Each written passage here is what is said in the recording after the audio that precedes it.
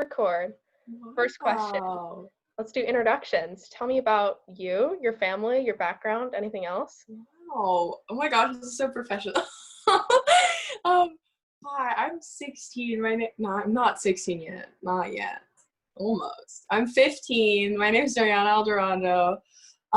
My family came here 22 years ago, I believe, 22. From Puerto Rico, which is a little U.S. territory on the Atlantic Ocean near Florida. Yeah, that's about it. I go to CHS. Okay, perfect. How long have you lived in Corvallis? Your whole life? Part of it? Most My of it? entire life. My Wow. entire life. Except like every single summer. Minus this one. I go to Puerto Rico every single summer. And like all the breaks that we have during the school year, I go over there. When was the last time you went? I went, I think it wasn't spring break, it was winter break. We went for the entirety of winter break. What's it like? Do you like it? Mwah, amazing. It's it's so good. It's a great environment. Everyone's just it's like a different culture. I sometimes get culture shock coming back from Corvallis and Puerto Rico because they're so different. Like in Puerto Rico, it's almost like everyone is just like so happy, and the culture and the ambiance is very different. It's very Caribbean. It's very tropical. While here it's like the Pacific Northwest. So it's very different in that sort of sense. Okay, so we know how Corvallis drivers are, how they're almost nice to a fault, but it's also really passive aggressive. How Yeah, is that different in Puerto Rico? How do people act like strangers? honey, it's different. We don't, you know how in Oregon you like honk at someone and be like, oh my gosh, hi, how are you? In Puerto Rico you honk at someone and they're like, what did you do to my car? Like they'll be genuinely hurt if you honk at them. Or actually no, they're more like New Yorkers and they're like, okay, you honked at me. That's fine. Well, in Corvallis, I would be like, you know, Yeah, so do you still have family in Puerto Rico? all of my family's in Puerto Rico. All of it. Wow. We're the only people who are in Oregon, I guess. Like, majority of the family that's in the U.S., like on the mainland U.S., I guess, would be in Florida or New York. We're the only people who are on the West Coast. Yeah, you're stranded. I know. Okay. They're like, if like, what is it, the apocalypse? If the apocalypse starts on the East Coast, you all are gonna survive. Like, thanks. How do you think living in Corvallis has impacted your ideas of femininity and womanhood? Oh, that's a good one. But like living in Corvallis definitely has affected my like perceptions of femininity. Femininity. I can't say it. But and womanhood, it has affected those ideas because it's predominantly like very much white people. And I do not look like those said white people. And it's almost like even when I was little, I was like, why am I so tan? Like I'm not, it's like, and I don't have blonde hair or like light colored eyes. And I was like, what is this? What is this? But then sort of as I grew up, I was like, oh, in Puerto Rico, like everyone looks like me. So I'm not like the odd one out. And there are also a lot of Latinos in Corvallis too, not just white people. So it's almost like sometimes I'm kind of like, oh, my beauty standards are kind of shifted towards like white features and European sort of like esque things. But then on the other hand, that was more growing up in Corvallis because I was just surrounded by that all the time. It wasn't like people peer pressuring me being like, like, no, it was just because I was surrounded by it. Can you think of like a pivotal moment in your life when you started to realize those internalized beauty standards, or was it like a more of a gradual shift? It was definitely more of a gradual shift because the more I went to Puerto Rico, the more, because I was little, I didn't really get beauty standards. I was just kind of like, why is my hair this color? I don't understand. And then, but when I started going to Puerto Rico, I saw, oh, all the people here look like me. I'm not that not normal. So it was more gradual where it's like, oh, it's just the place that I'm in, more as like, because every time I go to Puerto Rico, it's like everyone looks like me. I don't feel like the odd one out, but here it's almost like different because we're in two different locations. Do you think that Corvallis emphasizes beauty standards as ideas of femininity? Yes, definitely. On social media, a lot of the pictures that people post are like of themselves, and they're usually, I don't want to say that they're all white people because there are a lot of like people of color, Latinas always posting about themselves, and that's great. I support that. But also, it's like my feed is constantly overwhelmed with like pictures of like a ton of girls hiking with like really straight hair, blonde eyes, blonde eyes, whoo, honey, with like blue eyes, blonde hair. And I'm just like constantly seeing that on my feed. It's almost like my brain is washing. Yeah, I feel that. So how do you think, or did your parents impact your ideas of femininity and womanhood at all? Not really. They let me be. They're like, be free. Um, they were honestly, my parents are really supporting in the sense that they're like, they know we're kind of the odd ones out in this town. And so they've always been really supportive and they never pointed it out. They've never been like, we are the only ones. They've always been really nice and just told me like, you're beautiful no matter what. It doesn't matter where you are. Just like, doesn't matter. What matters is in here. Don't worry. Just sort of out of curiosity, this wasn't one of my questions, but do you guys speak Spanish a lot at home? My parents are literally speaking Spanish to the other. Well, it's the primary language that we speak at home. That's English, basically. That's awesome. You sort of went into this a little bit earlier, but in general, what have your experiences been like as a woman of color in a predominantly white town and at a predominantly white school? Everyone in Corvallis, like the culture in Corvallis is really amazing. Like people are super nice and sweet and they don't point it out or anything, but it's almost like sometimes I walk into a grocery store or a classroom and I'm like the only Latina or like person of color there and I'm kind of like, hi. Yeah, but other than that, it's like there are a lot of like Latinos and people of color here too. Not as much as we would hope to have, but they're still here and it's not as bad as you would expect, especially because the culture Corvallis has. You said bad as you would expect. What do you expect? I would expect like sweet home Alabama. Like if I walked into a store, people would be like, you're like, like shady business if I walked in. But no, in Corvallis, everyone's like really sweet and nice. I'm glad. That was Yeah, boring. I'm glad too. There's some times when we're driving, like, the rural part in Oregon, that? Literally Sometimes sweet we're home. driving there and we're like just sinking down in our seats, like, whoop. Okay, so what was it like attending Franklin? Like the atmosphere and the teachers and such? Franklin was a really great experience. I really loved the atmosphere and the teachers. They were all so sweet and nice.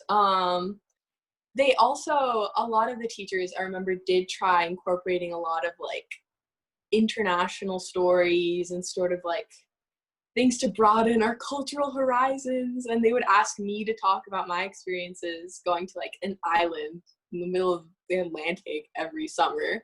They would be definitely, yeah, they would definitely ask me for my experiences and like try and get the class involved. Everyone was super sweet at Franklin. There weren't a lot of Latinos or people of color, but the little community that we had was really nice. Can you briefly explain Franklin's teaching philosophy? So in Franklin, it's almost like very STEM motivated. It's very much STEM motivated. They also focus on writing a lot. It's very intense, especially when I was there. And a lot of like the previous classes, not so much now because a lot of the older teachers have been like rehired and stuff. But when we were there, it was pretty homework based, very much get good grades, get good grades. And just for context, Franklin is a K through 8 school. Yeah, Franklin is a K through 8 school. Did you go there all K through 8 or? Almost. I missed the first half. I missed the first little bit. I came in second grade. That's when I came at the end of second grade, and then the rest of the time I spent at Franklin. Where were you at before that? Before that, I was at Zion Lutheran. Very nice. Was it actually very nice? It was. It wasn't. As a kid, there are a lot of things where I was like, "Oh, this is normal," and then I went to Franklin, and I was like, "That's not normal." Like, what specifically are you thinking of? I don't know. There were some teachers. There was one teacher who was like unconditionally kind to us, and she was like a mother figure, and she was amazing. That was our kindergarten teacher. Props out to Miss Green. Love you. But then like my first grade teacher, E, she was very much strict and stern woman who didn't have boundaries, and she would be like yell in our faces, and we'd be like, "I'm in first grade, lady. I can't use a crayon." Okay, back to Franklin. What was your involvement like in Science Olympiad? In Science Olympiad, it was amazing. My involvement in Science Olympiad, I just did a couple events here and there. I wasn't like MVP or anything like that. I was just part of the team. I was tagging along, and I was trying to experience it more than actually do things because I was a middle schooler. I wasn't that bright. But I wasn't actively trying to be number one, which isn't the best mindset. What events did you do? I did, let me rack my brain a little bit. At first we did bridge building, wind power, and disease detectives, which is about epidemiology and all that jazz. What we're living through. Yeah. And then I did a couple other events, like minor events, but our main ones were bridge building, wind power, and yeah, disease detectives. So I feel like you were downplaying your involvement just a little bit, since I remember you were telling me earlier that, well, not earlier, like 3 months ago when we actually saw each other in person, but that you actually like won gold at an event. Oh yeah, we won gold at state, but that's it's okay. It's because we've done the event so many times. Disease detectives, that's the one that we won. It was almost like, oh, we've memorized everything. We can do it now. We can do the test. Because we studied really hard for that test. And I guess my mindset changed a little bit at the end of 8th grade, where I was like, I'm actually going to apply myself. So I did well on the test, and then we got first place in disease detectives, which warms my heart a little bit. Yeah, that's an accomplishment. Thank you. Yeah, so what was the state environment like? What, just sort of explain that experience a little bit. It was exciting. For me, it was like so many people and college students. Oh my, wow, my brain.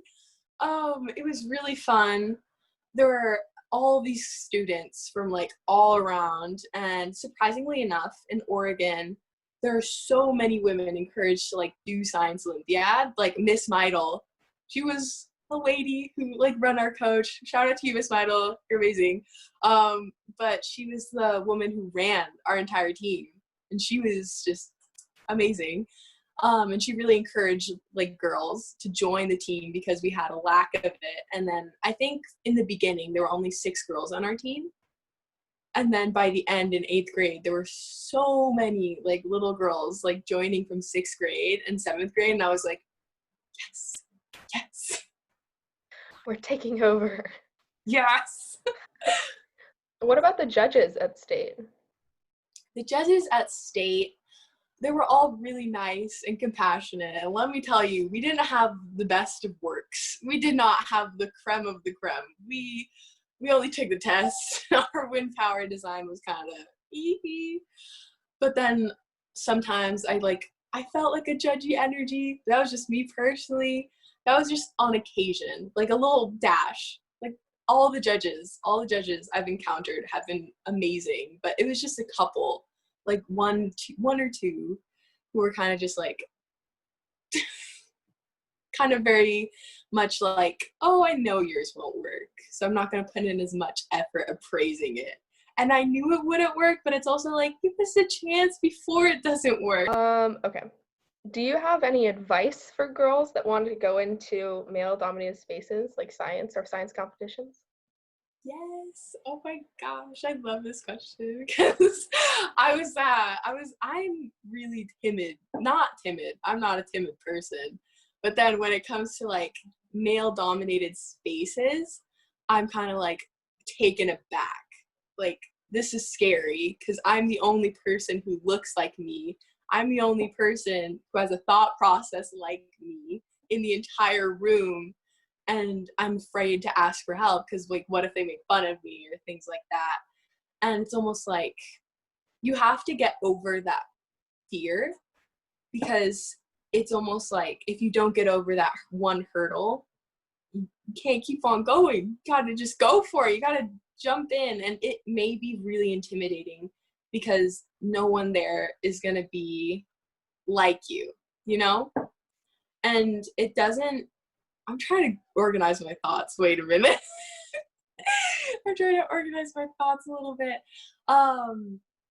I guess what I would try to say as advice is there are a lot of programs and a lot of people who are out there to help you, and you just have to look for it, because Chick Tech is one example of a really amazing program for women to encourage women to go into STEM fields.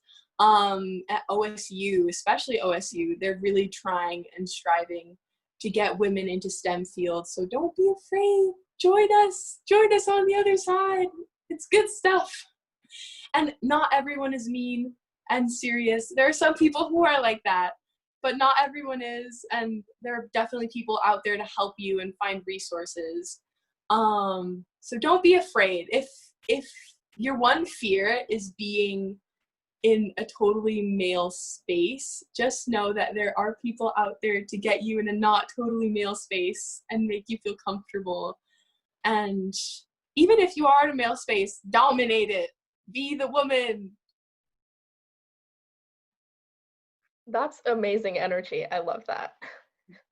It's not male dominated, you dominate. Exactly. It was so fun because we had this like little group of girls. And I just remember these 2 specific girls, and they like took charge of the team, and I was like, I want to be like them. Oh my god. That's amazing. Yeah. Okay. So what are you doing this summer? What's going on?